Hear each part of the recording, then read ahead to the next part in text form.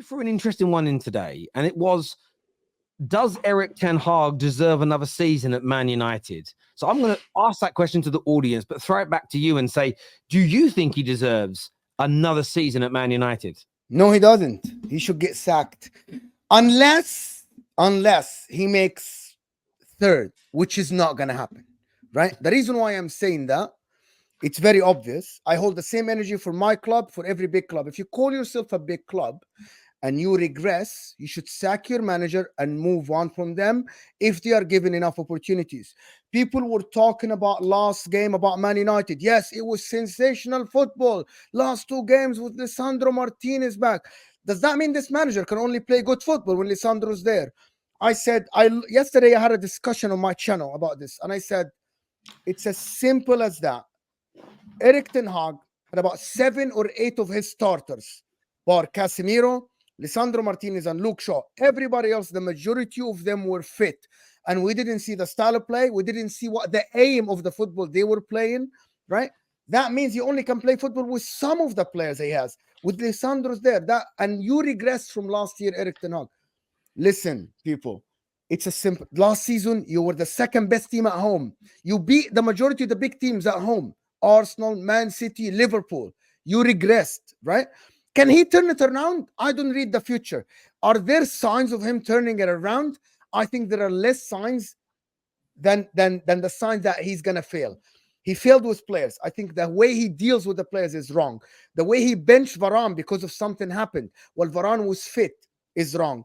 The way he talks about players is wrong. He's not trained to be in the media. I believe with a new ownership, you need new direction. You need a new coach. And I believe there are better coaches out there that will get you a better better outcome from these players. I believe no matter what he does, he already failed for me unless you become third, which is, we know it's not going to happen. Well, what do you think, Sav? Is there any way, in your opinion, Ten Hag can turn this round in your view? Like, what would he have to do for you, just as an individual, to say, I think maybe he should be given one more year? Yeah, it's a difficult one. I do agree with a lot of what Mo said. It's tough, isn't it? He finished, what did he finish last year? Was it third, fourth in the league? Third, and they were second in the best, and they beat all the big teams at home, and they were the second best team, tight defense. Yeah, I mean, look, if you finish third, and then the season after you don't finish anywhere near that, then questions do have to be asked. I think the difficulty for me is, Man U are at the moment, I think they've only lost one of their last 5 Premier League games, which seems like they're steadying somewhat. Is it where the Man United fans want it to be? Probably not yet. But I guess the answer to the question is more in what happens in this last, what have you got, 15 games of the season. For example, you guys are, I'm not telling you anything you don't know, you're playing Aston Villa away at the weekend, right? If Aston Villa beat Man United, then the gap between top 4 and Man United is 11 points. And I think that's just too big a gap. And you're not turning that around with the rest of the season. So for me, then I think he does have to go. However, win that game, win 11 of your last 15 games, you set yourself up for a lovely finish and momentum's with him. But so far, the problem he's had is he hasn't been able to find that momentum all season. Players are coming back fit. Yep, you're going to do better when you've got your better players on the pitch. That's obvious. But I do think Mo's right. It can't just be this drastic fall off when a centre-half doesn't play or whatever. For me, it's too erratic at Man United. It's too erratic. So I think he needs to have a really, really big finish to the season, grab the cup, grab an FA Cup, get 5th, 6th, you know, and have a really strong finish. But unless you win this weekend, I can't see how he gets Champions League football. Can we say something? Kobe Mino literally is the one who made us here think that he deserves that second chance. He played a good half against Wolves, and he effed up. He effed up the second half, Terry. He made all the wrong substitutions. Okay. But I'll defend him and say, well, he's the guy that's promoted Kobe. He's the guy that's nurtured him. He's the guy that's put him into the team. So he deserves credit for that side of things, Ten Hag. I agree with what you said there, Sav. It's how he ends the season. And I think some of that starts this weekend. Up until recently, we've had a very good record away at Aston Villa.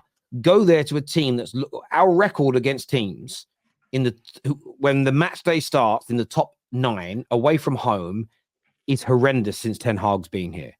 What a way to cement the last 2 games by going away, putting in a good performance and beating a team currently in the top 4, currently like only a handful of points away from the Man Cities of this world, and making a statement. And then from there, improving right until the end of the season and winning a trophy. Then you could look at it and say, do you know what? He really has turned a corner from what was an abysmal start to the season. He's turned a corner from the players' problems that he had with individual players. You can't play that consistently if the dressing room isn't with you. And I think it's a sign that they are. And then I think it's worth assessing. So I think there's a way that he stays, but we have got to become so much better and so much more consistent between now and when the final ball this season is kicked. If we are a win here, loss, win, loss, win, draw. If it's up and down, out the FA Cup, then I think the best thing still to do at the end of the season is to go, thank you so much, shake his hand. The new world is now here, and we're going to move on to another individual. So I'll keep the same energy I always have. There's always a way it turns round. I've loved the last 2 games for different reasons. I've enjoyed them both. They've been exciting. We've won the match. Do I have faith this is going to continue? No. I don't right now, and I don't want to get overly excited either. I mean, we nearly threw it away against Wolves. We let West Ham have far too many opportunities in the game.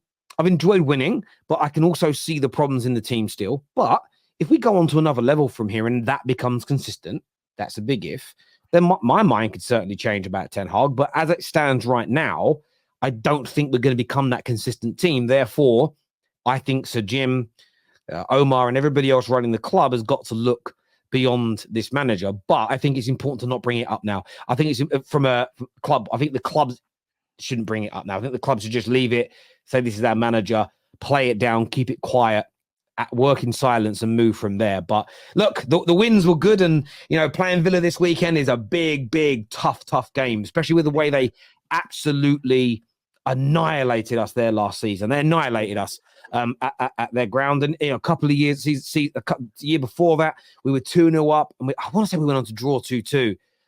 We may have even lost 3-2, but we definitely were 2-0 up, a brace from Bruno, and we ended up not winning. So we've got the last couple of years, our record there has been absolutely shocking. So yeah, now I need to look at that. Need to look at the players first, not the manager. No, we don't, Rob. We need to look at who runs a club and the stadium first. That's first. Then it's manager, then it's players. That's the order you've got to go in. Fix the board and decision makers. Start fixing the culture and the infrastructure. Get that plan in action. Then you decide on the style of football and you implement a coach to coach that. Then you start working on the players. Obviously, while you're doing all of that, you can start your scouting and looking at new players, but it has to work in that motion. It has to. You simply... People are so triggered, bro. Like, it's unbelievable. And if you ask these guys, do you see the signs of him turning around? They'll tell you no. Like, everyone will tell you no. But because he won 2 games... Man United fans think, yeah, we're back. And I've seen it everywhere. And you know what I'm talking about. And if you ask them, are you favorites to win against Villa? They tell you no. Do you think you're going to get a result against Man City? They tell you no. Do you think you're going to beat Luton away? They say maybe. And then they tell me, so why are you slagging the manager? Why do you want the manager to be gone? I'm like, I don't support your club. And I see no signs of him turning around. And now Lisandro Martinez is injured for 2 months. And you said, wait until his squad is back. Now Lisandro Martinez is out. Unfortunately. Sorry for you, Man United fans. He's out. What do you think is going to happen? Yeah, I think we might lose more games than one of the games we win. So why do you want the manager in then? Because he played 2 good games. Okay, what is the logic in this? People just don't make sense, bro. Literally, nobody makes sense nowadays. Oh, my God. Jimmy, thank you very much for signing up as a legend and super fan of the channel. It means a great deal to me, bro. Thank you very much indeed. Hey, look, I look at it. Look, some people back Ten Hag and they think that he's going to turn it round. So I understand if you've always had that train of thought, you're going to see this as the beginning potentially of the resurgence. I understand that. And look, I don't think sacking Ten Hag fixes Man United, but I just think and I believe that moving forward, we're going to start with a brand new board, brand new decision makers, brand new recruitment team. The possibilities of a brand new or rejuvenated stadium the beginning of that. And part of me just thinks, I think we might need to remove the manager and the coaching team as well to give it this fresh start that's needed. But if between now and the end of the season, we become a formidable team, I'm just throwing this out there as a hypothetical, then my mind could change. But if we end the season how we started the season, with it being up and down and problems, etc., then you've got to look beyond him for me. But that's just my view on that. It's a big weekend, Terry. It's a big weekend for Man United because, look, you're playing Villa and Spurs are playing at home to Brighton. If Villa and Spurs win, it just leaves Man United so far off. The gap between 5th and 6th, then I believe, is something like 10 points. 44, 47. 9. So, I mean, it would be 9 points. I think if you get to a stage where you're 9 points behind, and you can't get top 4 mathematically with 15, sorry, not mathematically, but you know what I mean? Like you're then saying that whatever Spurs and Villa do, you've got to do 3 wins or 4 wins better between now and the end of the season. I do think then they've got to have a look at the end of the season and go, does Ten Hag, all right, he didn't finish 3rd, but he didn't even get us. We weren't even 4th. We weren't even close to Champions League football. And I know that there are a lot of people that don't like the top 4 / Champions League qualification trophy. Yeah, but I do, and I don't think it's a trophy. But the example is this: deep down at the top of the leagues, maybe it isn't hurting as much. But with how good Liverpool have been this year, how much more gutting is it for Liverpool that they didn't get a Champions League spot last year? Because in Klopp's last season, with how they've been playing for the majority of this campaign, they could win the Champions League this year. They've been that good. And they've won it before. They have that know-how. So if we qualify for the Champions League, it's something to have an element of excitement about, because you never know how good you're going to be the following year. And winning the league is always harder, in my opinion, than winning the Champions League. Sometimes you can get a relatively easy group. You might get a little bit of luck in the ties. And then it's 2 legs, but it's one-off games. It isn't about being consistent for 38 matches. It isn't as difficult as that. So you always want to be in it. So I think that looking at the manager that was in it last year and then has failed to get into it the following year, I think it's a reasonable reason to sack somebody, because one, you haven't won the Champions League the year you were in it, but your performance as manager has also led to us. You're guaranteed that we haven't won it next year because you haven't qualified us for it. So that has to be looked at. However, it is a big weekend. Win this weekend, and suddenly the minimum we're going to be behind a sort of Champions League position is then suddenly 5 points, which suddenly you suddenly look at it and that isn't so bad. Suddenly you think, okay, well, if you can continue some of this form, you then play Luton, tough game away, but should win. Who knows where, Spurs and Villa, they might drop. Then you've got to play them Man City, which is a hard game. But it isn't like we haven't gone away to the Etihad before and got results. Suddenly, if that momentum builds, you could end the season well and get a little bit of respect back, get a bit of dignity back. And you look at the manager in a different way, because then you can argue, and this is me playing devil's advocate, well, he was almost gone. And then look how he turned it around and look how they ended the season. Maybe then you look at it and say, well, he's got the dressing room on board. The new owners like him. Let's not make any more changes. But I think he has to turn it around in a dramatic way and end the season fantastically for it to be a consideration for me. But I don't think it's going to happen, though. It's just no. It's out there, right? Yeah, well, I would be very surprised if it happens, right? Me too. But I'm putting out, because what you're going to be, as you say, no, I don't think you should. People are then going to throw at you the hypotheticals. What if this happens? So we're just having that hypothetical conversation before the question. Like, there is a way he saves himself. This year says these people that still back Ten Hag are Ten Hag fans and are attached to a paid employee. Hello, Lee. It's club before employees always. I understand you, and there are some that, I am attached. I don't agree with the notion you shouldn't be attached to a degree to paid employees, because to the day that I die, I will hold a deep love and respect for Sir Matt Busby. I'll hold a deep love and respect for Sir Bobby Charlton, for David Beckham, for Paul Scholes, for Sir Alex Ferguson, and they were paid employees. So, of course, there is a connection there and a deep love for individuals. So I think it's a nonsense to state that you shouldn't have a connection to a paid employee, because that's ridiculously wrong. However, there are some people that are just desperate to be right about Ten Hag, and they're not looking at the situation objectively. It's all emotion. So I agree with that element of what you say.